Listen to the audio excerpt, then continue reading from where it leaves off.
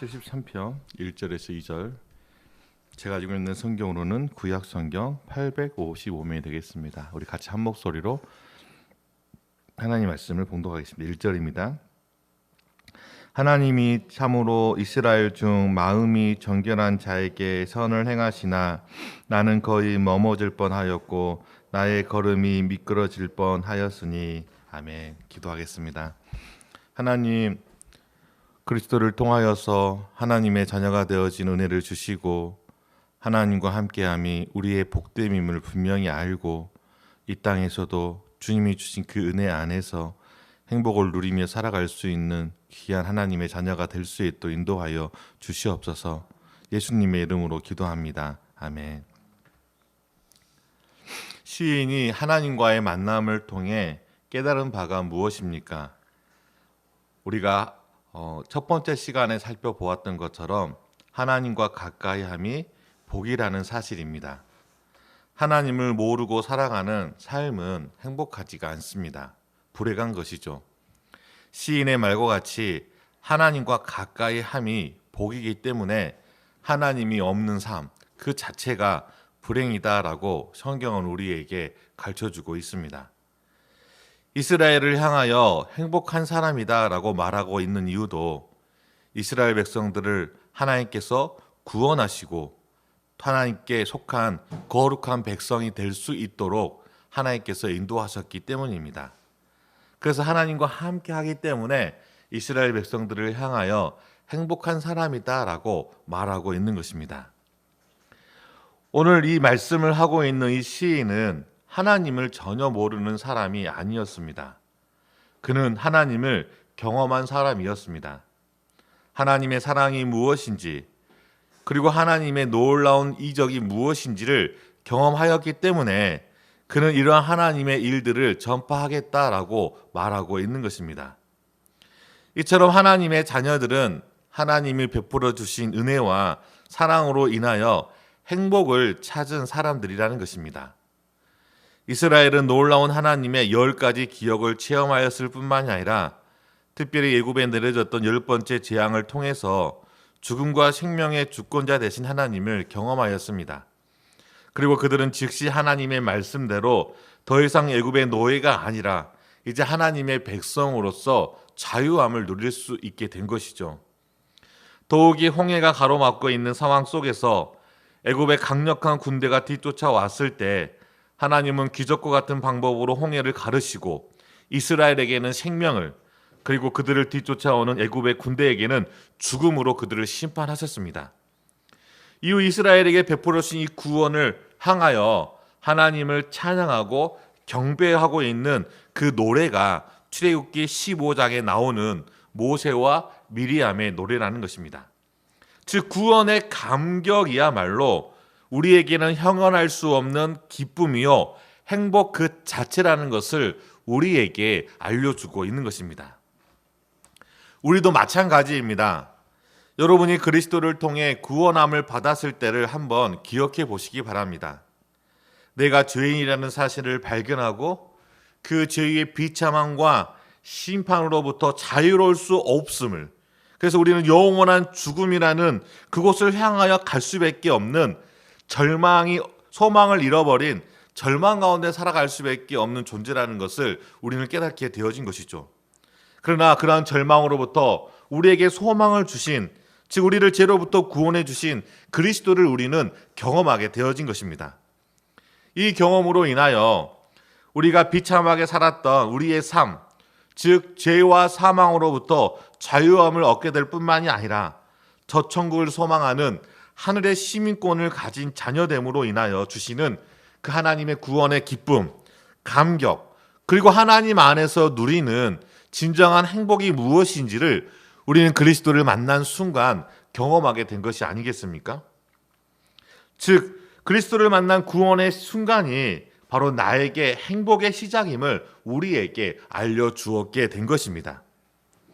더욱이 우리는 그 행복이 나에게로부터 시작된 것이 아니라 하나님께로부터 온 것임을 알게 되어지고, 또한 그 행복을 주시는 그 하나님이 선하신 분이라는 사실을 우리는 발견하게 되어지는 것이죠.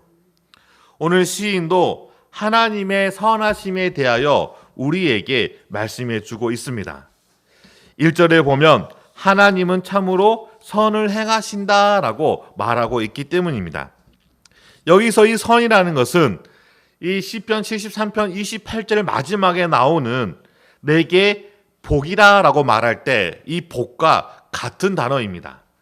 이미 우리가 두 번째 시간에 이 복에 대해서 다시 한번 깊이 살펴보았던 것처럼 복이라는 것은 곧 선을 의미하고 있고 이 하나님은 선을 행하신다라고 말씀하고 있을 때, 즉 선을 행하시는 하나님이 선하신 분이심을 이 시인은 고백하고 있는 것이죠.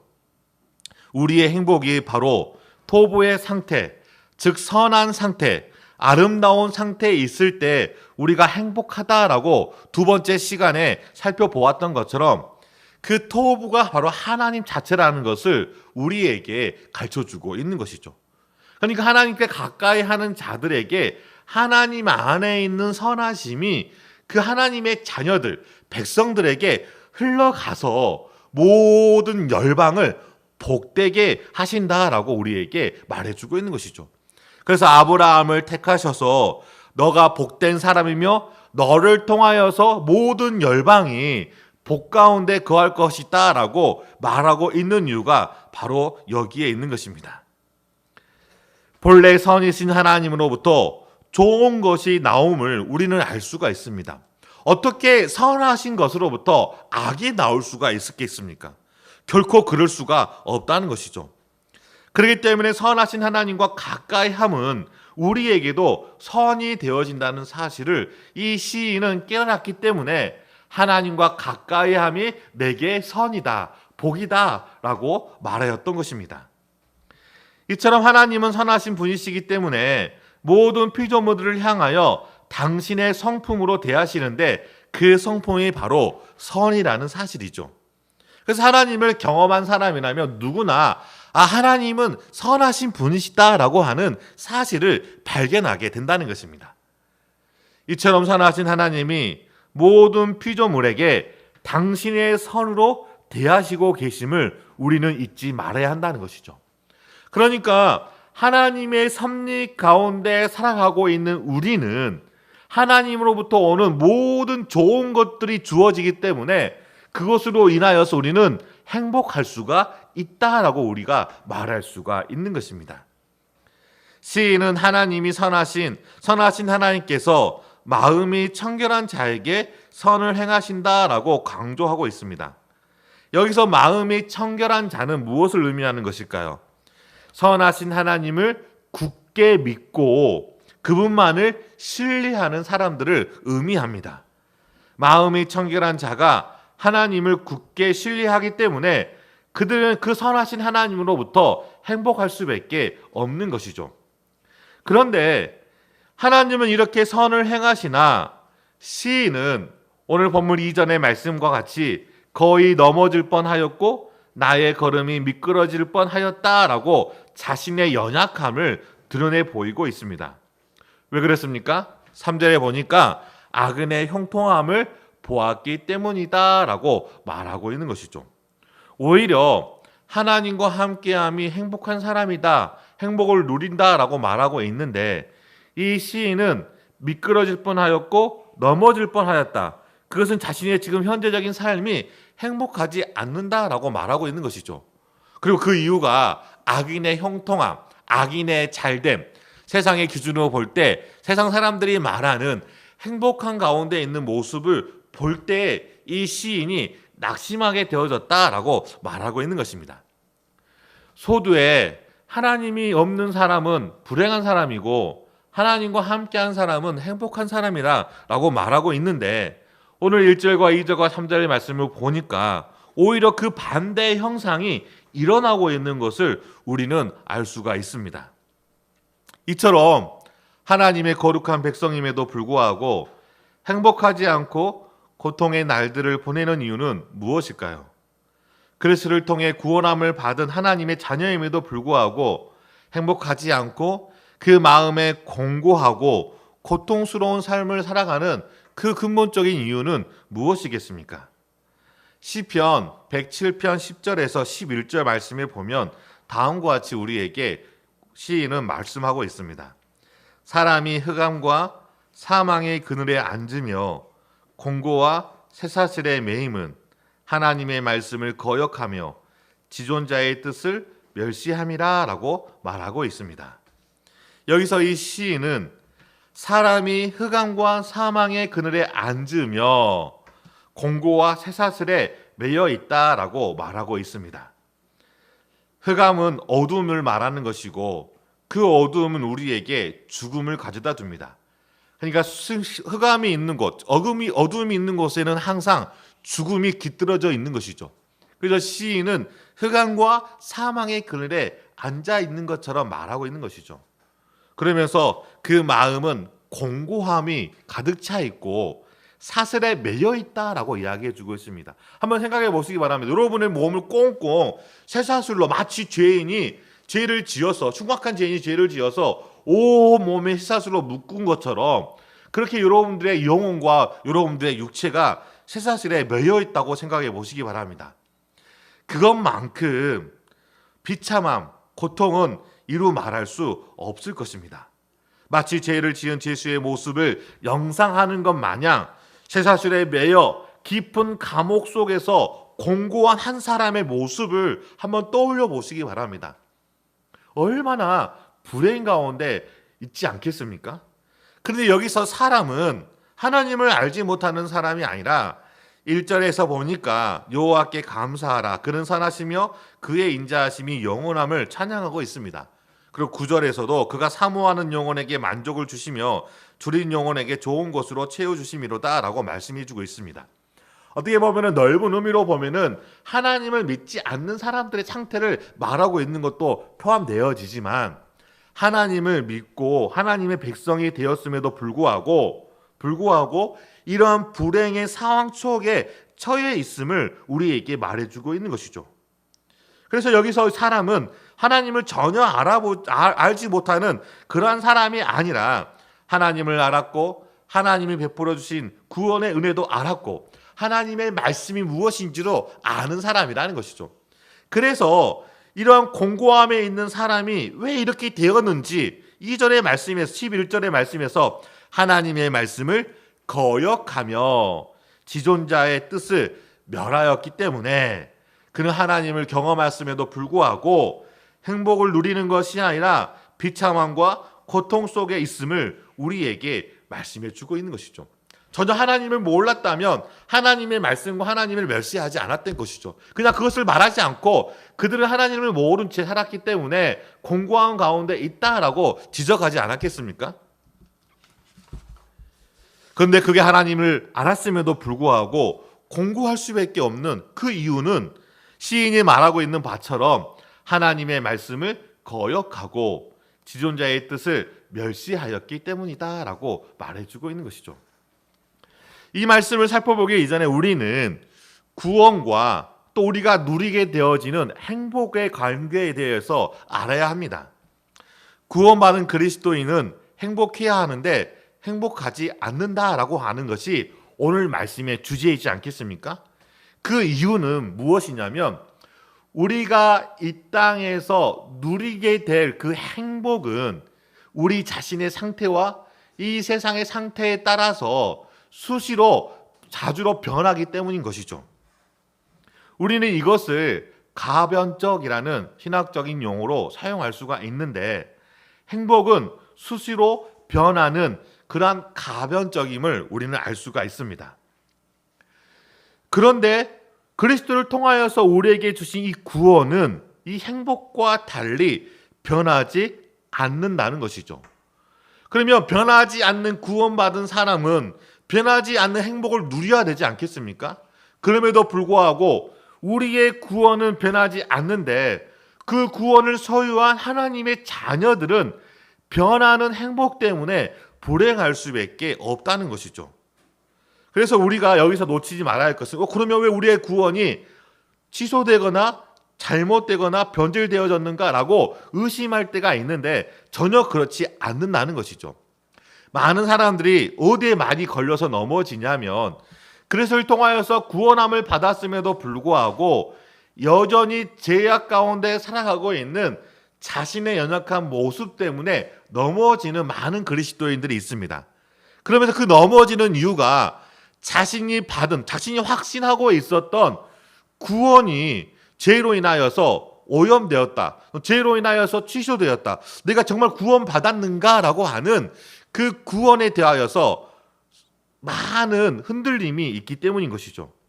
그러나 기억해야 할 것은 내가 입술로 그리스도를 나의 구세주라고 고백하고 그리고 하나님이 은혜로 준 그 믿음을 소유하고 있다면 우리에게 이루어진 그 구원은 결코 변하거나 취소가 되지 않는다는 것을 우리는 분명히 알아야 한다는 것입니다. 우리에게 선물로 주어진 구원은 그리스도를 통하여서 의롭다 칭함을 받았기 때문에 주어진 것이지 나의 그 어떠한 선한 노력을 통하여서 주어진 구원이 아니라는 것이죠. 만약에 나의 그 어떤 노력을 통하여서 구원이 주어졌다면 우리에게 주어진 구원도 수시로 변할 수밖에 없을 거예요. 왜냐하면 우리는 여전히 우리 안에 죄의 오염으로 인하여서 반복적인 실수와 반복적인 연약함으로부터 넘어질 수밖에 없는 그러한 존재이기 때문인 것입니다. 그러나 이렇게 우리에게 임한 그리스도를 통해 의롭다 받아 하나님의 자녀가 된 그 권세를 받은 사람들의 그 구원이 취소되지 않는 이유는 그 사람의 행위로 구원이 주어진 것이 아니라 전적인 그리스도를 통하여 믿음으로 선물로 주어진 구원이기 때문인 것입니다. 전적인 그리스도께서 우리의 죄를 위해 십자가에 못 박혀 죽으심으로 이루어진 일로 우리는 그리스도를 믿음으로 거듭났으며 새로운 피조물이 된 것이죠. 이처럼 그리스도를 통해 이미 우리 안에 이루어진 구원은 영화 곧 구원의 완성을 향하여 점진적으로 나아가는데 우리는 이것을 성화라고 부릅니다. 즉 성화의 과정 안에 있기 때문에 마치 우리가 죄로 인하여서 우리의 구원이 취소되어진 것처럼 마치 하나님의 자녀가 아닌 정말 비참한 죽음 가운데 살아갈 수밖에 없는 그러한 존재가 되어진 것처럼 느껴지게 된다는 것이죠. 하나님의 자녀가 되었음에도 여전히 우리는 성화, 즉 우리 안에 남아있는 이 죄의 오염과 여전히 완성되어지지 않은 이 불의한 세상 속에서 끊임없는 영적인 싸움을 통해 점진적으로 온전해지기 때문에 이 안에서 우리가 경험하는 행복은 현재적으로 우리가 하나님의 은혜 안에 거하여 때만이 가능하며 지속된다는 사실을 우리에게 알려주고 있다는 것이죠. 여러분은 그리스도를 통하여 하나님의 자녀가 되었습니까? 그럼에도 불구하고 행복하지 않는 이유가 바로 여기에 있다는 것이죠. 오늘도 하나님의 은혜 안에 거하여야 하지만이 그 은혜로 말미암아 우리의 행복은 가능한 것이며 그 행복이 우리에게 지속된다는 것입니다. 그런데 우리가 그 하나님의 은혜를 저버리고 세상 안에서 살아간다면 하나님이 매일 공급해 주는 그 은혜를 맛보지 못한 채 세상으로부터 오는 염려와 근심과 불안 가운데 우리는 불행할 수밖에 없는 것이죠. 따라서 그리스도인은 하나님의 은혜 안에만 있을 때 행복하다는 것을 우리는 결코 놓쳐서는 안 됩니다. 이러한 행복이라는 인자가 그리스도를 통해 새로운 피조물로 거듭남으로써 우리의 심령 가운데 심겨지게 되었고 그렇게 심겨지어진 그 하나님의 행복이라는 인자는 하나님과의 관계 안에 있으므로 우리가 행복하다라고 하는 그러한 사실을 경험하고 또 그렇게 살아가게 된다는 것입니다. 그리고 그 관계 안에서 하나님께서 우리에게 주신 그 은혜의 방편인 말씀과 기도를 통해서 내 안에 심겨진 그 하나님의 그 행복, 은혜를 통한 그 행복은 나의 삶을 더욱더 풍성하게 만들어 간다는 것이죠. 문제는 내 안에 심겨진 이 행복이라는 이 DNA가 작동하지 않는다는 것에 문제가 있는 것입니다. 그것은 현재적으로 내 상태가 하나님의 은혜를 경험하고 있지 못하다는 것을 우리에게 보여주고 있는 것이죠. 예배에 참석해서 하나님의 말씀을 듣는 것이 은혜 안에 있다라고 우리는 말하기 힘듭니다. 왜냐하면 하나님을 떠나서도 구원받지 않는 사람도 이 예배 가운데 참여할 수가 있기 때문인 것이죠. 그래서 예배에 참여하는 것만으로 내가 은혜 안에 있다라고 우리가 그렇게 착각해서는 안 된다는 것입니다. 하나님의 일을 열심히 다하여서 헌신하는 것, 나의 있는 삶의 어떤 일부를 하나님께 드리는 것, 이것이 내가 은혜 안에 있다라고 하는 사실을 인정해 주지 않는다는 것입니다. 내 안에 진정한 하나님의 은혜가 작동하고 있지 않는다면 그 어떠한 신앙의 행위들로 인하여 우리가 행복을 얻을 것이라고 하는 그런 착각을 해서는 안 된다는 것입니다. 그렇기 때문에 신앙인들이 쉽게 넘어지는 이유가 바로 여기에 있는 것이죠. 하나님 앞에 매일 주일마다 빠지지 않고 심지어는 매일 3일마다 드리는 수요 예배, 금요일마다 드리는 금요 기도회, 그 주일에 드려지는 예배, 또 주일 오후에 드려지는 오후 예배, 이 모든 예배를 다 참여하면서도 불구하고 자신의 삶이 행복해지지 않고 불행할 때 많은 신앙인들은 거기에 넘어지는 거예요. 왜 하나님, 내가 정말로 시간을 쪼개서 하나님 앞에 모든 예배를 드리고 하나님 앞에 기도했음에도 불구하고 왜 내 삶이 이렇게 하나님 앞에 정말로 행복한 삶을 살아간다고 말씀해 주셨는데 왜 내 삶은 그렇지 않습니까? 라고 하나님을 원망하며 불평하며 결국 믿음으로부터 은혜로부터 미끄러지게 된다는 것입니다. 무엇을 말하고 있는 것입니까? 그렇게 참여하는 것, 그것이 우리의 은혜 안에 있음을 증명하지 않는다는 것을 우리는 분명히 깨닫고 정말 내 안에 하나님의 은혜가 있는지 아니면 내가 하나님 은혜가 아니라 세상에 나의 열심으로 우리가 신앙생활을 하고 있는지 살펴봐야 한다는 것이죠. 씨앗을 심는다고 해서 모든 열매가 맺어지는 것은 결코 아니라는 것입니다. 그 씨앗이 잘 자랄 수 있도록 물을 주고 적당히 햇빛을 비춰줘야 합니다. 씨앗이 심겨진 그 옆에 씨앗을 먹는 영양분을 빼앗아 먹는 잡초들도 뽑아주어야 하며 잘 자랄 수 있도록 적당한 시간에 영양분도 공급해 주어야 합니다. 수시로 자랄 수 있도록 가지치기도 해야 한다는 것이죠. 이러한 농부의 손길이 거치지 않는다면 열매를 맺지 못할 뿐만이 아니라 혹여나 정말로 특별한 은혜 가운데 열매가 맺어진다 하더라도 그 열매를 우리가 먹을 수가 없는 그런 열매가 맺어지게 될 것이기 때문인 것이죠. 우리의 행복도 마찬가지라는 것입니다. 현재적으로 지속적인 하나님의 은혜가 공급되지 않는다면 아무리 좋은 하늘의 자원을 하나님께서 우리에게 주셨다고 하더라도 그것은 과거이지 현재가 아니기에 이전의 행복과 전혀 상관없는 것처럼 불행한 삶을 살아가게 되어지는 것이죠. 어제 은혜를 받아 충만한 기쁨 가운데 있다 하더라도 오늘 내가 죄악 가운데 있게 된다면 어제의 은혜는 어제의 족할 뿐 오늘은 죄로 인하여 비참하고 불행 가운데 살아갈 수밖에 없게 된다는 것이죠. 따라서 어제의 행복이 오늘의 행복이 되기 위해서는 지속적으로 이어지며 점진적으로 풍성해지는 하나님의 은혜가 오늘 또 우리 가운데 주어지기를 소원하고 또한 그 은혜로 살아가야 할 하나님의 자녀임을 인정하고 그 은혜를 구하며 하루를 시작해야 한다는 것입니다. 바울은 고린도후서 6장 1절에서 2절 말씀에 다음과 같이 말씀합니다. 우리가 하나님과 함께 일하는 자로서 너희를 권하노니 하나님의 은혜를 헛되이 받지 말라. 이르시되 내가 은혜 베풀 때 너에게 듣고 구원의 날에 너를 도왔다 하셨으니 보라 지금은 은혜 받을 만한 때요 보라 지금은 구원의 날이로다. 지금 이 은혜 받을 만한 때라는 것이죠. 매일매일 우리가 하나님의 은혜를 구하고 하나님의 은혜를 받아야지만이 살아갈 수가 있는 것입니다. 이것은 마치 이스라엘 백성들이 40년이라는 긴 시간 동안에 매일매일 하늘로부터 오는 그 만나를 통하여서 그 하루를 살아갔던 것과 똑같다는 것이죠. 그 만나를 신령한 음식이라고 고린도후서에서는 말씀하고 있습니다. 신령한 음식이라는 것은 무엇입니까? 매일매일 살아가야 할 하나님의 은혜가 공급되어지지 않으면 우리의 육체가 굶주려서 죽어지는 것처럼 우리의 영혼도 기근으로 인하여서 불행할 수밖에 없다는 것을 우리에게 말해주고 있는 것이죠. 따라서 지금은 은혜 받을 만한 날이기 때문에 그날의 은혜를 받아서 그날의 삶을 살아가야 한다는 것입니다. 우리가 마치 한 번 받은 은혜로 죽을 때까지 살아갈 수 있다라고 생각하는 것은 교만이고 착각이라는 것이죠.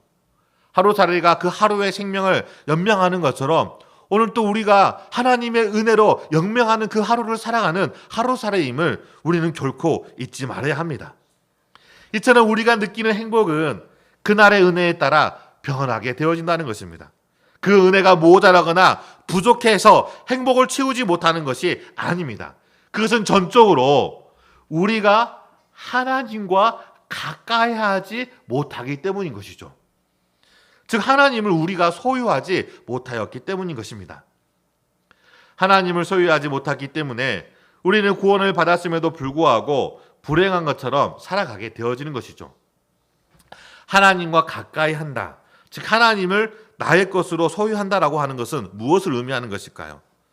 물건을 가지고 있는 상태만을 말하고 있는 것일까요? 물론 우리가 물건을 가지고 있을 때 그것을 소유한다, 내 것이다 라고 말할 수가 있는데 단순히 가지고 있는 형태만을 말하는 것이 아니라는 것입니다.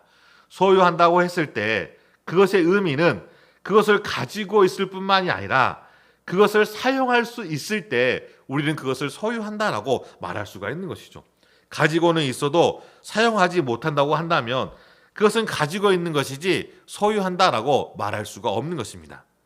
이처럼 소유는 가지다라고 하는 관계와 그것을 사용하는 그 측면에서 살펴봐야 한다는 것입니다. 하나님과의 관계도 마찬가지라는 것이죠. 하나님을 가까이 한다는 것은 하나님과의 관계도 의미하지만 또한 하나님과 가까이 한다는 것은 단순히 관계적인 측면에서 가까이 하는 것만을 의미하는 것이 아니라 하나님을 사랑한다라고 하는 그런 의미가 포함되어 있다는 것이죠. 그러니까 하나님과 가까이 함이 내게 복이다라고 말하는 것은 하나님과 관계 안에서 그분을 사랑함이 내게 복이다라고 말하고 있는 것과 같다는 것이죠. 그래서 우리가 하나님을 소유한다는 것을 다음과 같이 정리할 수가 있는데 그분과의 관계 속에서 그분을 사랑하는 것, 이것이 바로 하나님을 소유하는 것 또는 하나님과 가까이 하는 것의 의미가 될 수가 있는 것입니다. 언약의 관계 안에 있는 이스라엘을 향하여 신명기 6장 4절에서 5절에 다음과 같이 말씀합니다. 이스라엘아 들으라, 우리 하나님 여호와는 오직 유일한 여호와시니, 우리 하나님 여호와는 오직 유일한 여호와시니, 하나님과의 관계에 있다는 것이죠. 그러면서 너는 마음을 다하고 뜻을 다하고 힘을 다하여 내 하나님 여호와를 사랑하라 라고 우리에게 교훈하고 있습니다. 사랑하기 위해서는 관계를 맺어야 합니다. 아무런 관계가 없이 사랑할 수가 없는 것이죠. 하나님을 소유한다는 것은 우리가 어떻게 하나님과 관계를 가질 수 있을까에 대해서 말하고 있는 것입니다. 한번 생각해 보시기 바랍니다. 유한한 우리가 어떻게 무한한 하나님을 소유할 수가 있겠습니까? 인간은 결코 하나님을 소유할 수가 없겠죠. 따라서 이 소유는 하나님과의 관계에 있음을 우리에게 말하고 있는 것입니다. 그 안에서 하나님을 사랑함으로 우리는 하나님이 우리에게 주시는 하늘의 자원들을 이 땅에서 사용할 수 있게 되어진 것이죠. 그러니까 하나님을 사용한다는 것은 하나님이 주신 자원을 활용하는 거예요. 사용하는 거예요. 그게 빛으로서 소금으로서 살아가는 그리스도인의 삶이라는 것입니다. 그럼 이렇게 하나님과의 관계 속에서 어떻게 하나님을 사랑할 수 있게 된 것입니까? 그것은 바로 그리스도와의 실제적인 연합 속에서 가능해진 것입니다. 바울은 로마서 14장 8절에 다음과 같이 우리에게 말씀해 주고 있습니다. 우리 같이 로마서 14장 8절 말씀을 함께 봉독하도록 하겠습니다. 시작. 우리가 살아도 주를 위하여 살고 죽어도 주를 위하여 죽나니 그러므로 사나 죽으나 우리가 주의 것이로다. 우리가 누구의 것이라고 말해 주고 있습니까? 우리의 소유가 하나님의 것이다. 주님의 것이다 라고 이야기해 주고 있는 것이죠. 그럴 때 우리가 사나 죽으나 누구를 위해 사는 것입니까? 주를 위하여 사는 것임을 우리에게 말해 주고 있는 것입니다. 즉 바울은 우리가 그리스도와의 실제적인 연합 속에 있음을 말해주고 있는 것이죠. 이미 우리는 그리스도와의 영적인 연합 속에 거하게 되어졌습니다. 이것을 우리는 신비적 연합이라고 말할 수가 있는데, 마치 포도나무에 가지가 접붙여 있는 것처럼 교회의 머리 대신 그리스도께 우리는 접붙여져 있는 상태가 되어진 것이죠. 웨스트민스터 대요리 문답 66문에 보면은 택함 받은 사람들은 그리스도와 어떻게 연합을 이루게 됩니까? 라고 하는 질문에 다음과 같이 우리에게 대답해 줍니다. 택함 받은 사람들이 그리스도와 연합되게 되는 것은 하나님의 은혜로 이루어지는 일인데, 이 은혜로 말미암아 그들은 그들의 머리이시자 남편이신 그리스도께 영적으로 신비하게, 그러면서도 실질적으로 나눌 수 없게 연합되어졌다라고 말하고 있는 것이죠. 여러분이 그리스도를 통하여서 구원함을 받았다면 하나님의 은혜를 통하여 우리가 그리스도와 끊어질 수 없는, 나누어질 수 없는 신비한 연합 속에 있다는 거예요. 이 연합은 육체적인 연합을 말하는 것이 아니라 영적인 연합을 우리에게 말해주고 있고, 실질적으로 그러한 연합 속에 살아갈 때 우리는 하나님과의 인격적인 관계 속에서 하나님을 사랑하며 살아갈 수가 있는 것입니다. 그러나 이러한 그리스도와의 실제적인 영적 연합 안에 있을 때 우리가 그 안에서 행복을 누릴 수가 있는데, 때로는 은혜로부터 멀어지게 되어지면 신비한 그 연합은 나누어질 수는 없지만 실제적으로 그 연합 안에서 누리게 되어지는 하나님의 은혜는 상실되어지고 내 안의 죄와 종욕으로 인하여 그 관계가 어긋나고, 그로 인하여 우리는 하나님을 소유하지 못한 상태가 되어져 버린 것이죠. 바울은 하나님과의 관계를 우리가 살아계신 하나님의 성전인 곳으로 비유하면서 고린도후서 7장 1절에 그런즉 사랑하는 자들아, 이 약속을 가진 우리는 하나님을 두려워하는 가운데서 거룩함을 온전히 이루어 육과 영의 온갖 더러운 것에서 자신을 깨끗하게 하자라고 말씀해 주고 있습니다. 그러니까 신비적인 그 하나님 그리스도와의 연합을 깨트릴 수가 없고 나눌 수가 없지만 실질적인 삶, 우리가 살아가는 이 삶 속에서는 우리의 육과 영의 온전한 온갖 더러운 것으로부터 우리 자신을 지키지 않으면 현재 우리가 살아가는 이 오늘이라는 이 날에 그리스도와의 연합의 그 유익을 맛보지 못한 채 살아간다는 거예요. 그러니까 그리스도를 통하여서 하나님과의 관계가 유지되어지는데 그리스도의 연합이 실질적으로 우리가 경험하지 못하게 되어진다면 그 하나님과의 관계도 깨트려진 것처럼 느껴지게 된다는 것이죠. 그래서 하나님을 사랑하기보다는 세상을 사랑하고 하나님 앞에 속하기보다는 세상에 속해서 자기의 소견대로 살아가는 삶을 살아간다는 것입니다. 즉 육과 영을 온갖 더러운 것에 내버려 둔 채 마치 그럼에도 불구하고 내가 교회 열심히 다니고 기도하고 한다고 해서 신앙이 있는 것처럼 착각하며 죽어져 간다는 것이죠. 기억해야 할 것은 바울은 갈라디아서 6장 24절에 다음과 같이 말씀합니다. 그리스도 예수의 사람들은 육체와 함께 그 정욕과 탐심을 십자가에 못 박은 사람들이다 라고 하는 말씀이죠. 우리는 육체와 함께 정욕과 탐심을 십자가에 못 박은 사람들이라는 것입니다. 그것이 바로 그리스도와 연합되어져 있는 사람이라는 것이죠. 그럼에도 불구하고 여전히 우리가 하늘의 일을 생각하기보다는 육체의 일을 생각한다면 당연히 그 육체의 일은 하나님의 나라를 유업으로 받지 못할 뿐만이 아니라 우리가 분명히 알고 성령에 따라 행하여야 함에도 불구하고 그렇게 성령에 따라 행하는 것이 아니라 자신 안에 있는 정욕과 탐심을 쫓아 살아가게 된다는 것이죠. 이러한 삶은 당연히 자신의 육체의 욕심을 이루지 못하며 그리스도의 실적인 연합 안에서 행복을 누리지 못한 채 비참하고 불행하게 살아가게 된다는 것입니다. 이처럼 그리스도인이 행복하지 않는 것은 이와 그리스도와의 실제적인 연합이 깨뜨려졌기 때문인 것입니다. 당연히 하나님의 말씀을 거역할 뿐만이 아니라 하나님의 뜻을 멸시하며 살아가게 된 것이죠. 왜 그렇습니까? 그리스도 연합이 깨뜨려져 버렸기 때문에 당연히 내 안에 있는 정욕과 탐심을 쫓아 살아가기 때문에 그 정욕과 탐심은 하나님의 말씀과 배반되어지는 것이고, 당연히 그 정욕과 탐심대로 살아가는 삶은 하나님을 멸시하는 그런 삶이 되어지지 않겠습니까? 그렇기 때문에 하나님의 자녀임에도 불구하고 여전히 흥황과 사망의 그늘에 앉은 자처럼 공고함을 느끼며 불행하게 살아가게 되어진 것이죠. 여러분은 어떠하십니까? 삶에 공고함이 있습니까? 행복하게 살아갈 수 있도록 그리스도께서 우리를 위하여서 하신 일들을 곰곰이 생각해 보시기 바랍니다. 은혜가 아니면 어느 한순간 행복은 사라질 수 있다는 사실을 우리는 놓치지 말고, 내가 무엇을 소유하기를 원하는지를 깊이 생각해야 한다는 것입니다. 그리스도인은 하나님의 은혜 안에서 그분을 사랑함으로 행복을 누릴 수가 있다는 것입니다.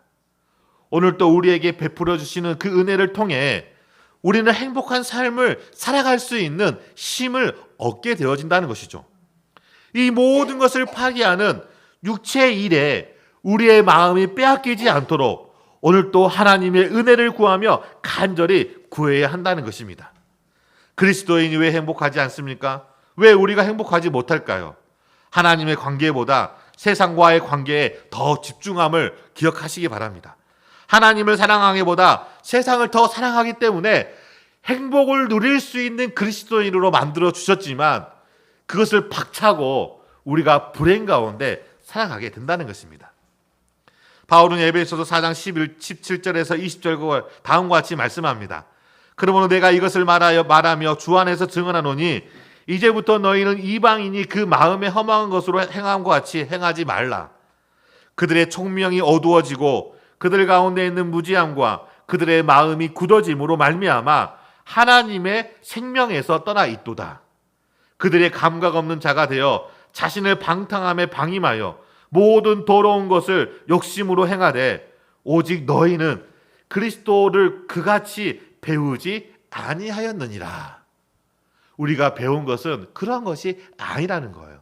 그러한 삶은 그리스도를 배우기 이전에, 그리스도를 만나기 이전에 죄와 죽음의 사망에 매여 있던 이전의 우리의 옛 모습이라는 것을 우리는 놓치지 말아야 한다는 것입니다.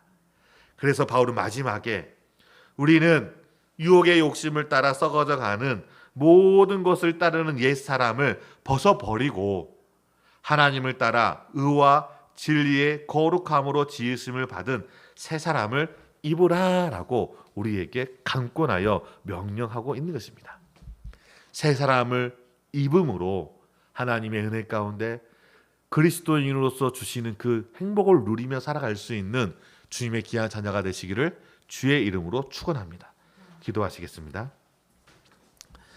하나님, 오늘 또 우리가 행복을 누리지 못하는 이유가 무엇이겠습니까? 그것은 바로 우리가 하나님과 가까이 하지 않기 때문입니다. 우리 안에 있는 여전히 정욕과 탐심의 십자가에 못 박혀 버려야 함에도 불구하고 그것이 마치 우리의 소망이냐 우리의 희망이냐 그것을 쫓으며 살아가는 우리의 모든 죄악들을 용서하여 주시옵시고, 하나님, 우리의 마음이 굳어져서 하나님의 생명에 떠나가는 그런 행함을 하지 않도록 우리를 인도하여 주시옵소서.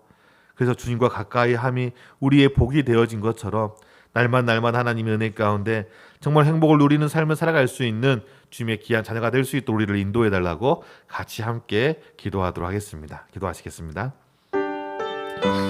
사랑의 하나님 아버지, 감사합니다. 오늘 또 우리의 삶을 붙잡아 주시고 우리의 연약함을 인도하여 주시옵소서.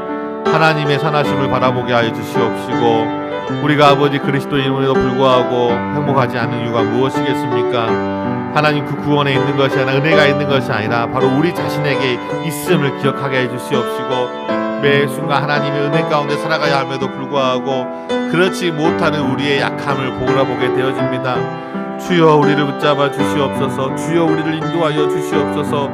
소망 없이 살아갔던 우리에게 하나님 정말로 그리스도를 통하여서 새로운 피조물이 되게 하여 주셨고 새 사람으로 살아가도록 우리를 인도하여 주셨습니다. 그럼에도 불구하고 여전히 정욕과 탐심을 쫓아 살아가고 있는 우리의 그 모든 것들을 다시금 십자가에 못 박고 정말로 그리스도께 배운 바대로 우리가 하나님의 말씀에 순종하며 하나님을 경외하며 살아갈 수 있는 주님의 귀한 백성이 될 수 있도록 우리를 인도하여 주시옵소서. 예수님의 이름으로 기도합니다. 아멘.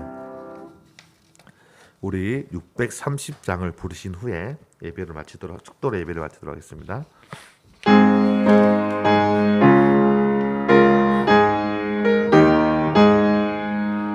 진리와 생명 되신 주 이 몸을 바치옵니다. 믿음과 소망 사랑에 한 마음 되게 하소서. 아멘. 이제는 우리 주 예수 그리스도의 은혜와 하나님의 크신 사랑과 성령의 교통함이 오늘도 하나님과 함께함이 우리의 복됨임을 분명히 알고 세상의 그 어떤 것들을 구하는 것이 아니라 하나님의 은혜를 간절히 구하는 우리 성도와 교회 머리 위에 지금부터 영원까지 함께 있을지어다. 아멘.